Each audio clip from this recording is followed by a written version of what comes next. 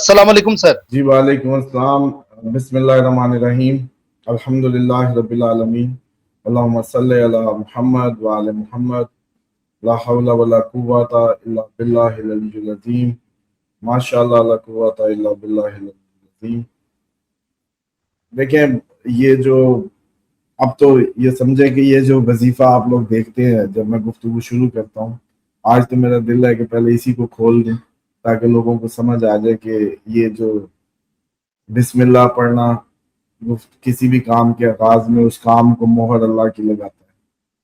پھر ہم اس سے واسطہ دیتے ہیں کہ بسم اللہ الرحمن الرحیم، کہ اللہ تیرا واسطہ، تو میرا الہ ہے اور تو ہی حاجت روا ہے سب کا، اور میرا تو تو ہی حاجت روا ہے خاص کیونکہ میں تیرا ماننے والا ہوں. بے شک. اس کے بعد ہم درود پڑھتے ہیں. اللہ تعالیٰ کا کام ہے، اللہ اس کے فرشتے بھی درود بھیجتے ہیں، اے مومنو تم بھی بھیجو، یعنی کہ وہ سنت ادا کرتے ہیں جو اللہ کی ہے، درود بھیجنا نبی پاک صلی اللہ علیہ وآلہ وسلم اور ان کی آل پہ.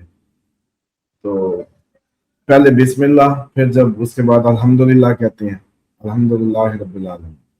تمام تعریفیں، ایوری کریڈٹ گوز ٹو ہم، جس نے یہ کائنات خلق کی، ساری حمد ہو جاتی ہے. اب مسئلہ کیا ہے، جیسے فلک تم اب کمرے میں بیٹھے آپ الحمدللہ کرو، سامنے دیکھ کے ٹیبل پہ کچھ اللہ کی نعمتیں پڑی ہوں تو کوئی اللہ تیرا شکر، تمام تعریفیں تیری ہیں، یہ تیرا ہی کمال ہے. مطلب یہ پھل طرح طرح کے. اسی طریقے سے اگر گھر سے باہر چلے جاؤ اور کسی پہاڑ پہ کھڑے ہو جاؤ اور پھر ایک پورے باغ دیکھو دور تک، پھر جب الحمدللہ کہو گے تو کتنی بڑی ہوگی. اور اگر جہاز میں چلے جاؤ تھوڑا سا اور ہائٹ پہ جا کے پھر دنیا دیکھو، پھر الحمدللہ کتنی بڑی ہوگی. کہنا صرف الحمدللہ ہی ہے، لیکن نظر کہاں تک جا رہی ہے یہ میٹر کرتا ہے. کون خدا کی جتنی معرفت رکھتا ہے اس کی الحمدللہ میں اتنا ہی اثر ہے. جو خدا تعالیٰ کی ذات کو جہاں تک مانتا ہے، جہاں تک سمجھتا ہے، جن صفات میں مانتا ہے، جتنا بھروسہ کرتا ہے، جتنا توکل کرتا ہے، جتنا اس کے ذہن میں اس کا مالک قادر مطلق ہے، جتنے ایریے کا اس کی زندگی میں، اتنا الحمدللہ کا سمجھنے کے کیپیسٹی، پوٹینشل یا تعریف اتنی ایریے کو کور کرتی ہے. تمام تعریفیں، تمام جو فلک جانتے سمجھ رہے ہیں.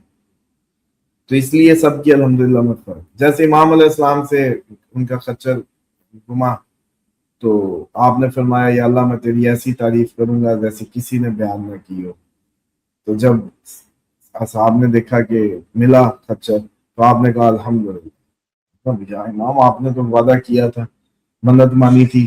تو انہوں نے کہا اس سے تمام تعریفیں اس کے لیے، تمام، کچھ نہیں بچا ہے، تمام تعریفیں اس کے لیے. تو الحمدللہ اتنی بڑی پاورفل وہ ہے کہ اب آپ سمجھیں کہ میں جب بسم اللہ کہتا ہوں پھر الحمدللہ کہتا ہوں، تمام تعریفیں اللہ کی ہیں. بسم اللہ اس کے نام سے دعا مانگ کے شروع کیا، اب وہ کام کیا جو اس کے وہ اور اس کے فرشتے کرتے ہیں، پھر درود پڑھا. اس کے بعد یہ کہا کہ لا حول ولا قوۃ الا باللہ العلی العظیم، کوئی قوت نہیں ہے نیکی کی مگر اللہ کی. اب اپنے ہاتھ کٹے، اپنے کھاتے ختم. اب یہاں سے جب پروگرام شروع ہوتا ہے اور جب کوئی گفتگو ہوتی ہے تو آپ لوگوں کے لیے فروٹفل ہوتی ہے، اس میں آپ لوگوں کو بھی فائدہ ہوتا ہے، آپ لوگوں کی بھی زندگیاں انہانس ہوتی ہیں، کچھ سیکھتی ہیں، پروڈکٹیوٹی نکلتی ہے. اللہ اس میں فضل ڈال دیتا ہے، اس میں اپنا خاص کرم کر دیتا ہے، اس میں ہدایت کے چشمے پھوٹنے لگتے ہیں. بندے بھی وہی، آپ بھی وہی، میں بھی وہی، سب دنیا دار گناہوں میں پھنسے ہوئے، سب بھی وہ جیسے کہتے ہیں کسی نہ کسی مار میں. سر کوئی لیکن اس کے خصوصی بعد کرم ہے، کوئی آپ کے ساتھ کرم وہ ہے، کچھ کرم ہے آپ کے ساتھ. میں یہ مانتا ہوں کہ کرم ہے. میں آپ کا ٹی وی چینل پہ پروگرام دیکھ رہا تھا، باقی دو اسٹرالوجر بھی بیٹھے ہوئے تھے، میں بھی وہ لوگوں کو بتاؤں گا، لوگوں نے بھی دیکھا ہوگا.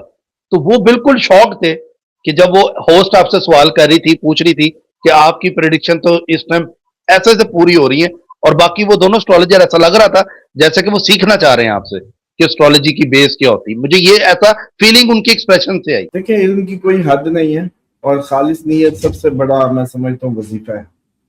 خالص ہونا، خالص نیت اپنے کام، اپنے لوگوں کے ساتھ، اور اسی کا یہ برکت پڑتی ہے جب اللہ عزت دیتا ہے.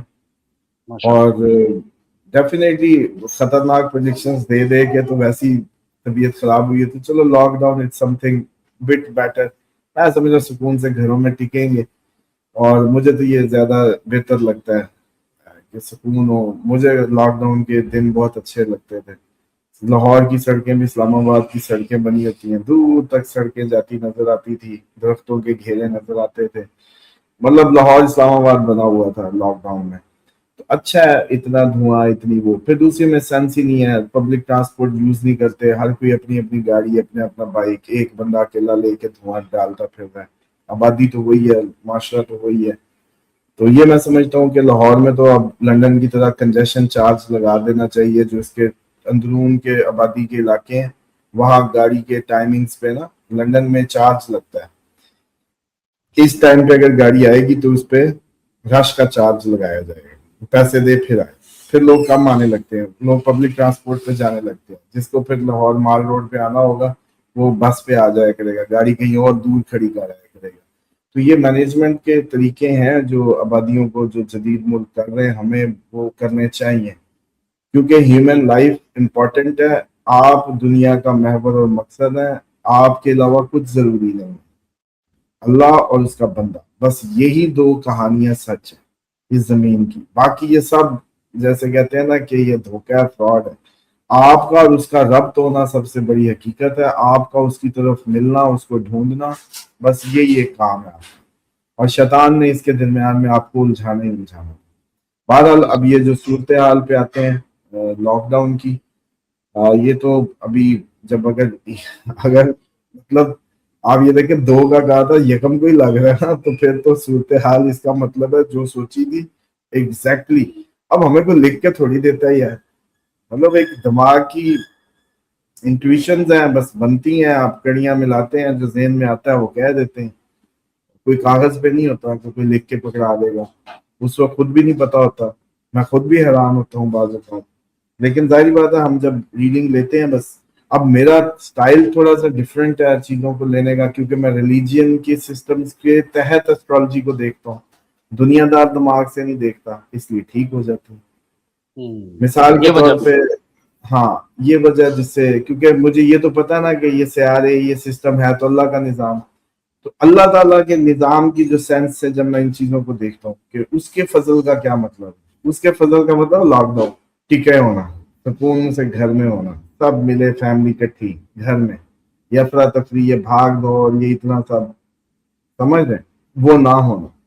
इसलिए मैं समझता हूँ कि ये जो मैं इस अंदाज से देख रहा था, इसलिए कोई और नहीं देख रहा था, और वो उसी वक्त खबर आ गई। और अभी भी चीजें जो है मजीद इसमें जैसे कहते हैं शिद्दत भी आ सकती है, अभी और एरियाज में भी होगा। जहां तक रहेगी ईरान अटैक की, यूएई पे भी अब और ये बाकी और कंट्रीज पे भी इसके चांसेस भरपूर रहेंगे। हाँ, ईरान पे अब जैसे हमले तो जारी हैं, अमेरिका के रोज ही जारी हैं तकरीबन, वो कवर नहीं किए जा रहे उस तरीके से। और लबनान में बैरूत पे वो बहुत आगे तक चले गए हैं। वो इस वजह से चले गए हैं क्योंकि हिजबुल्लाह बहुत आगे तक अंदर तक चली गई, ये अब उनकी फैमिलीज पे मार रहे हैं हिजबुल्लाह की। तो हिजबुल्लाह नहीं रुकने वाली, अब वो रुकेगी नहीं, ये जितना मर्जी बैरूत को उड़ा ले या लबनान को उड़ा ले, और कहानी इनके हाथ से जानी जानी है, उन्होंने आगे जाना ही जाना, उनको रोक ही नहीं सकते। मैंने कहा ना कि जब कोई इंसान अल्लाह ताला के हकीकी मानों में उसको अपना आप दे देता है ना, फिर कहानी सिस्टम ऐसी की तैसी हो जाती है, फिर सब खड़े का खड़ा रहेगा। तो हिजबुल्लाह को आप नहीं रोक सकते। आप, ये हमास नहीं है, ये आपकी ईरानी पासदारान नहीं है, ये कोई वो नहीं है, ये हिजबुल्लाह, अल्लाह की हिजब, और वो कोई जाती मफाद या जाती उसके लिए नहीं निकली हुई। हिजबुल्लाह को अपना जाती कोई लेना देना नहीं है इसराइल अगर प्रॉब्लम है तो एक बहुत बड़े इंसानों के गिरोह के लिए, अल्लाह के हुक्म के मुताबिक वो फॉल कर, इस बात को समझना जरूरी कि हिजबुल्लाह जो है वो अल्लाह की लिए काम कर रही है। उसकी दलील ये है कि इसराइल से मसला फलस्तीनियों को है, लबनानियों को नहीं था। उन्होंने मारा इनको था, गजा को वो मलिया मेट कर रहे, ये जहा के साथ दे रहे, वो इसलिए अब इनकी तरफ आए। سمجھ رہے ہیں؟ یہ خالص کسی کے لیے، ایک ظالم اور جابر کا ہاتھ روکنے کے لیے تھا جس نے اتنا لاکھوں لوگ مار دیا۔ حزب اللہ کا کاز بالکل پیور ہے۔ ایرانی کاز پھر مشکوک ہو سکتا ہے کسی بھی طریقے، وہ ایک حکومت ہے، وہ ایک اسلام کے نام پہ بنی حکومت ہے، وہ پھر نسل ہے ایک، وہ پرانے پرشینز ہیں، ان کی ایک اپنی سوچ ہے، وہ پرانی قوم ہے، بادشاہ وہ بھی رہے ہیں، اس ایریوں پہ بھی حملے کرتے رہے ہیں، وہ ایک اور لیگیسی۔ یہ حزب اللہ خالص صرف اور صرف اللہ کے لیے لڑ رہی ہے، اور اس کی پیورٹی کا کوئی مقابلہ نہیں۔ تو اس لیے میں سمجھتا ہوں کہ اسرائیل جو اتنا فرسٹریٹڈ ہو کے میزائل مارنے لگ گیا سیز فائر کے باوجود، پاگلوں کی طرح مجبور ہو گیا بیسیکلی، کیونکہ حزب اللہ بس اس کے گردن تک ایسے ہاتھ ڈالنے ہی والی ہے، اور گھسنے کا سال تھا، فوجیں گھسیں گے، گھسنے دے، اللہ خیر کرے گا۔ اس کے بعد جی جو صورتحال آپ کی ابھی سر یہ جون کے یورپ پہ نظر رکھیں، یورپ پہ نظر رکھیں، کیونکہ یورپ اب کوئی نہ کوئی، جیسے اس دن جرمنی کے ایئرپورٹس ڈرونز یا اس طرح کی خبروں کی وجہ سے بند تھے، رومانیہ کا ہو گیا، یہ اچانک پیوٹن کو ادھر سے انگیج کیا جائے گا، اور چائنا والی سائڈ تو ویسے ہی آپ لوگ دیکھ رہے ہیں، آہستہ آہستہ آہستہ آہستہ اچانک ہی آپ کو پتہ چل سکتا ہے اس کا بھی۔ اور صورتحال یہ بھی ہو سکتی ہے کہ یہ لوگ پھر اس طرح کی جب دیکھیں کہ جنگ تو جیت نہیں سکتے، یا ایران اب قابو نہیں آ رہا ہے کچھ بھی، تو یہ پھر پوری دنیا میں اچانک لاک ڈاؤن کا بہانہ بنا دیں۔ یہ جو لاک ڈاؤن ہے نا جو آپ کے لگا، یہ پوری دنیا میں لاک ڈاؤن کا بہانہ بن جائے، اور یہ تھوڑا سا مزید اسٹیٹ آف ہرمز اس پہ کوئی ایسا اٹیک کریں اب ایران پہ کہ وہ پھر اور سختی سے سخت ہو کے بالکل ہی بند کر دے اس کو۔ جو سر تھوڑی بہت نیٹو کے جہازوں نے گھیر لیا اسٹریٹ آف ہرمز کو، نیٹو بھی میدان میں آ گئی، نیٹو ممالک۔ اگر نیٹو آ رہی ہے نا تو پھر سمجھ لو کہ وہ آخری وقت کی پریڈکشن سیٹ روایات کی، رم اللہ میں فوجیں اتریں گی، اس کی رومن، یہ کیا کہتے ہیں ان کو رومن، اب یہ یورپین ہی ہے نا، تو وہ بات پھر قریب قریب آ ہی گئی ہے۔ پھر تو یہ لگ رہا ہے کہ یہ کہانی بس وہ ہم کیونکہ بے حص سے ہوئے پڑے ہیں نا، اور ایک نہیں ہے، یونٹی تو گھر میں نہیں ہے، اس وجہ سے مجھے لگتا ہے کہ یہ